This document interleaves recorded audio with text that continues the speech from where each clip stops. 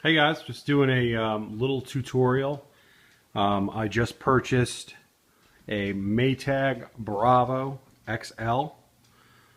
This is a gas dryer, and I purchased it with the washer there that's already hooked up in my my laundry room there.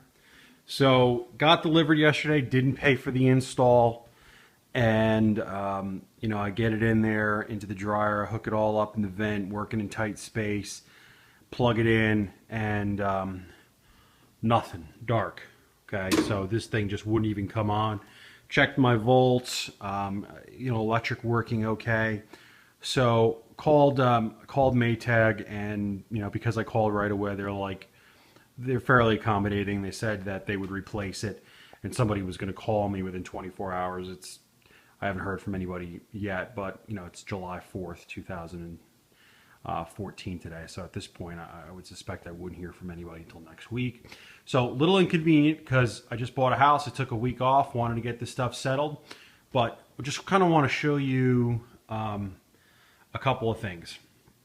To get the top off, because I was kind of like looking and like this must be a wire. A couple of things that the manual says. The door's not closing properly, but I hear it and it's closing just fine. So I kind of wanted to open it up and see if there's just any loose wires or anything like that. So these things just depress back. So if you I use the butter knife. People say use putty knife, but the butter knife it's a good way to stab yourself, and it's a little more firm. This comes back. I'm not going to open it because I was already in there and there's nothing going on in there. But that's how to do it if you're going to do like an LP conversion. Or anything like that. That's kind of how you get the front off. So anyway, let me show you. Let's see if I can do this without. In order to lift this thing up, in order to get this piece off, because I basically decided that there's got to be something going on in here, right? Because there's no wires or harnesses in here that are not being connected. So I'm like, it's got to be this, right? So in order to get this off, there are 3 screws.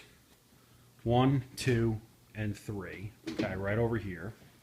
Okay, the back is already off this, poking around, but nothing to be found.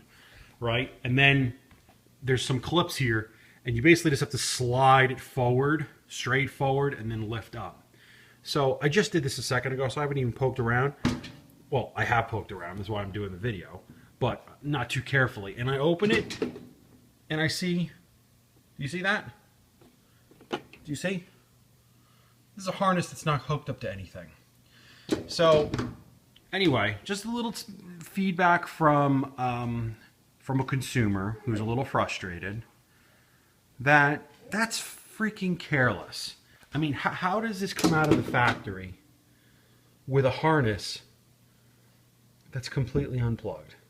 So anyway, that's the tutorial. Let's see. Looks like it goes back in there.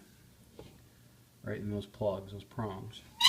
So I'm going to plug it in and hope that it works. And a little surprising that didn't come all set up like that, but is what it is. Food for thought if you're considering buying a